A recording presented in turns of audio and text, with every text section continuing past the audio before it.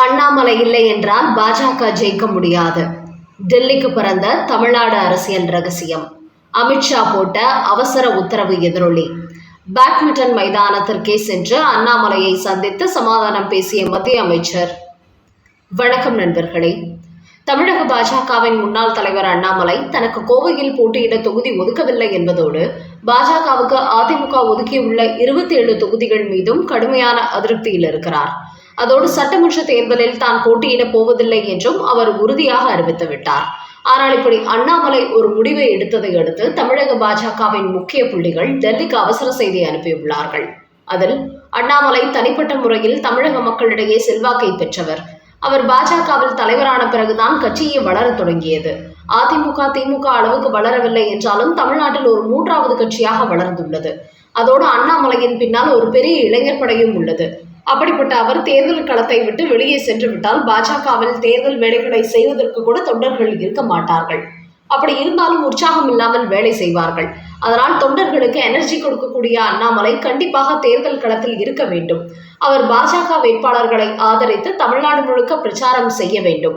அப்போதுதான் நாம் எதிர்பார்த்தபடி வெற்றி பெற முடியும் என்று டெல்லிக்கு அவசர செய்தி அனுப்பியுள்ளார்கள். அதை அடுத்துதான் நேற்று மத்திய அமைச்சர் அர்ஜுன் ராம் மேக்வால் அண்ணாமலையை கோவையில் அவர் பேட்மிண்டன் விளையாடி கொண்டிருந்த போது அந்த மைதானத்திற்கு தேடி சென்று சந்தித்துள்ளார். இந்த மத்திய அமைச்சர் பாஜகவின் தமிழக சட்டசபை தேர்தலுக்கான இணை பொறுப்பாளராக உள்ளார். இவரிடத்தில் தான் அண்ணாமலை இடத்தில் பேச்சுவார்த்தை நடத்தி சமாதானம் செய்யுமாறு பாஜக மேலிடம் அனுப்பி வைத்துள்ளதாம். அதனால்தான் அண்ணாமலையை அவர் பேட்மிண்டன் விளையாடிய மைதானத்திற்கே சென்று மத்திய அமைச்சர் சந்தித்ததோடு அங்கு அவருடன் நீண்ட நேரம் சமாதான பேச்சுவார்த்தையிலும் ஈடுபட்டிருக்கிறார். அப்படி தன்னை மத்திய அமைச்சர் சந்தித்த போது தாங்கள் எடுத்துக்கொண்ட புகைப்படத்தை தனது எக்ஸ் பக்கத்தில் வெளியிட்டிருக்கிறார் அண்ணாமலை.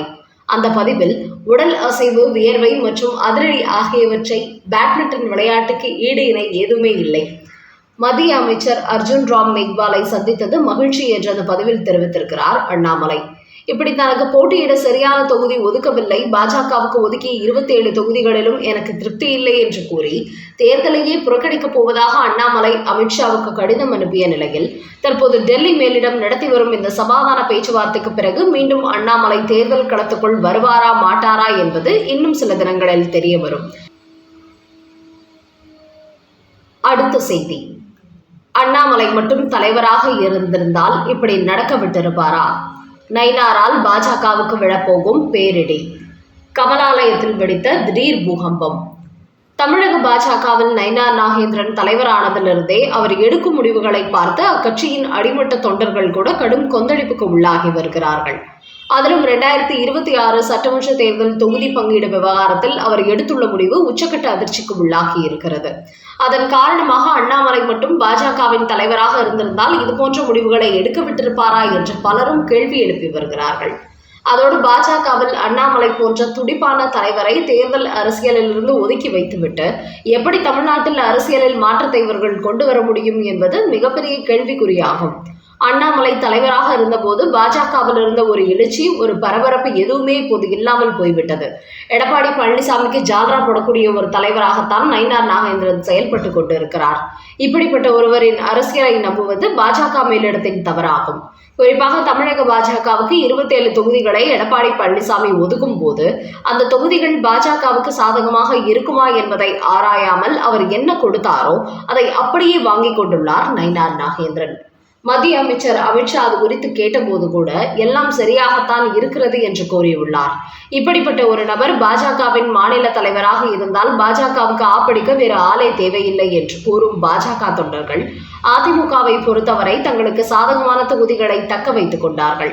ஆனால் நயினார் நாகேந்திரனோ தனக்கு நெல்லையிலிருந்து சாத்தூர் தொகுதி தந்தாலே போதும், தான் மட்டும் வெற்றி பெற்றால் போதும், பாஜகவின் மற்ற தொகுதிகளை பற்றியே எனக்கு எந்த கவலையும் இல்லை என்கிற கோணத்திலேயே அவர் செயல்பட்டு இருக்கிறார். இப்படி ஒருவர் தலைவராக இருந்தால் பாஜகவானது தனித்துவத்தை இழந்துவிடும். அண்ணாமலையாக இருந்தால் இது போன்ற தொகுதி பங்கீட்டுக்கு ஒத்துக்கொள்ளவே மாட்டார்.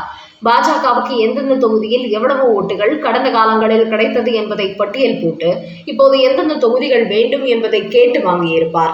அந்த அளவுக்கு ஒரு அரசியல் வியூகத்தை வகுக்க தெரிந்தவர் அண்ணாமலை.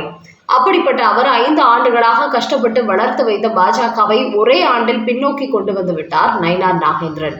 கடந்த மக்களவைத் தேர்தலில் பாஜக மட்டும் 11.5% ஓட்டுகள் பெற்ற நிலையில் இந்த நயினார் நாகேந்திரன் அதை 3%-ஆக குறைத்து விடுவார். அந்த வேலையை தான் அவர் செய்து வைத்திருக்கிறார். தமிழகத்தில் வலுவான கூட்டணியை உருவாக்க வேண்டும் என்று சொல்லி பாஜகவை வலுவிழக்க செய்துவிட்டது டெல்லி பாஜக. இப்படிப்பட்ட ஒரு கூட்டணிக்காக எதற்கு மோடி அமித்ஷாவில் தமிழ்நாட்டில் பிரச்சாரம் செய்ய வேண்டும்? இவர்கள் செய்து வைத்த செயல்பாடு தமிழக பாஜகவின் அடையாளத்தை மாற்றக்கூடியதாக உள்ளது. அதனால் இனிமேலாவது டெல்லி பாஜக விழித்துக் கொண்டு மீண்டும் அண்ணாமலையை பாஜகவின் தலைவராக கொண்டு வர வேண்டும். அவரை போன்ற தலைவர் இல்லை என்றால் தமிழ்நாட்டில் பாஜக ஒரு நாளும் வளராது. மீண்டும் நோட்டாவுடன் போட்டி போடும் ஒரு கட்சியாகத்தான் இருக்கும் என்பதில் எந்த சந்தேகமும் இல்லை என்று பாஜக புள்ளிகள் பலரும் தங்களது ஆதங்கத்தை வெளிப்படுத்திக் கொண்டு வருகிறார்கள். அடுத்த செய்தி, விஜய்க்கு டஃப் ஃபைட் கொடுக்கும் திமுக. சிட்டிங் எம்எல்ஏ ஆடி சேகரை பெரம்பூரில் களமிறக்கியது. அதிமுக திமுக கட்சிகள் தொகுதி பங்கீடு மற்றும் வேட்பாளர்கள் குறித்த பட்டியல் வெளியிட்டு வரும் நிலையில் தமிழக வெற்றிக் கழகம் இதுவரை வேட்பாளர் பட்டியலை வெளியிடவில்லை. அதே சமயம் சென்னையில் உள்ள பெரம்பூர் தொகுதியில் விஜய் போட்டியிடுவதாக தகவல்கள் வெளியாகியுள்ளன. அதன் காரணமாகவே அங்கு தேர்தல் பணிமனை அமைத்து கட்சியினர் பிரச்சாரங்களை தொடங்கிவிட்டார்கள். இப்படி விஜய் பெரம்பூரில் களமிறங்குவதன் முக்கிய காரணம் அங்கு 58% தலித் மக்களும் அடித்தட்டு மக்களும் வசித்து வருகிறார்கள். அதோடு விஜய்க்கு அங்கு ரசிகர்களும் அதிகமாக உள்ளார்களாம். அங்கு நடத்திய சர்வேயில் இந்த தகவல் தெரிய வந்ததை அடுத்துதான் பெரம்பூரில் போட்டியிடலாம் என்று விஜய் திட்டமிட்டிருப்பதாக தாவேகா வட்டாரங்களில் கூறுகிறார்கள். ஆனால் இப்படி விஜய் பெரம்பூரை குறிவைத்து விட்டதை அறிந்த திமுக பெரம்பூர் தொகுதியில் ஏற்கனவே சிட்டிங் எம்எல்ஏவாக இருக்கும் ஆர்டி சேகர் என்பவரை மீண்டும் அதே தொகுதியில் களமிறக்குகிறார்கள். இவர் கடந்த 2021 சட்டமன்ற தேர்தலில் பெரம்பூர் தொகுதியில் 1,05,000 ஓட்டுகள் பெற்றுள்ளார். அதனால் விஜய்க்கு இவர் டஃப் ஃபைட் கொடுப்பார் என்று மு.க. ஸ்டாலின் நம்புகிறாராம். இதன் காரணமாகவே தற்போது இந்த தொகுதி விஐபி தொகுதியாக மாறி உள்ளது. அதோடு திமுகவினர் இப்போது அங்கு முகாமிட்டு வாக்காளர்களுக்கு பரிசு பொருட்களை கொடுக்கும் வேலைகளை தொடங்கிவிட்டார்கள். மேலும் இந்த பெரம்பூர் தொகுதியில் என்டிஏ கூட்டணி சார்பில் பாட்டாளி மக்கள் கட்சி களமிறங்குகிறது. என்றாலும் இது விஜய் போட்டியிடும் தொகுதி என்பதால் திமுகவுக்கும் அவருக்கும் இடையிலான நேரடி போட்டியாக மாறியுள்ளது. குறிப்பாக விஜயை எப்படியேனும் தோற்கடித்து விட வேண்டும் என்ற அசைன்மெண்ட் கொடுத்து தங்களது சிட்டிங் எம்எல்ஏவான சேகரை திமுக மீண்டும் களமிறக்கியுள்ளதாம்.